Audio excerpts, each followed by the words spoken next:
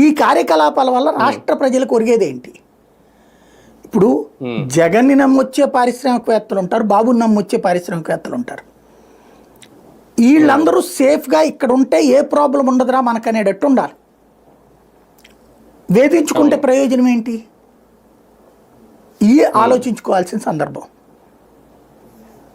అంటే రాజకీయంగా లబ్ధి పొందాలి, జగన్ దెబ్బ కొట్టాలంటే లిక్కర్ స్కామ్ జరిగింది, ఇన్ని వేల కోట్లు తినేశాడు ఆయన చెప్తేనే కదా వీళ్ళకి. బేసిక్ ఇక్కడ సమస్య అది కాదు కదా. ప్రస్తుతం ప్రభుత్వాన్ని నడిపిస్తున్నటువంటిది సోషల్ మీడియా, కార్యకర్తలు, మీడియా. వాళ్ళని మానసిక సంతృప్తి పరచడం, ఇది ప్రజల్ని సంతృప్తి పరిచే చర్యనా? ప్రజలు కోరుకునేది ఇవేనా? ప్రజలు ఈ కక్ష సాధింపు రాజకీయాలు కోరుకుంటారా?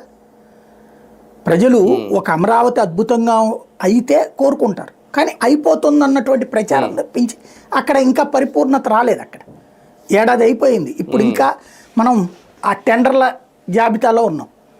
మళ్ళీ రేపు వర్షాకాలం వచ్చేస్తుంది, వర్షాకాలం వస్తే నువ్వేం చేయలేవు. మళ్ళీ దాదాపుగా డిసెంబర్ దాకా ఏం చేయలేము మనం, అంతే కదా. ఆగస్టు సెప్టెంబర్ అక్టోబర్కి వచ్చాక అప్పుడు మళ్ళీ చలికాలంలో ఏమైనా పనులు చేసుకోవాలి.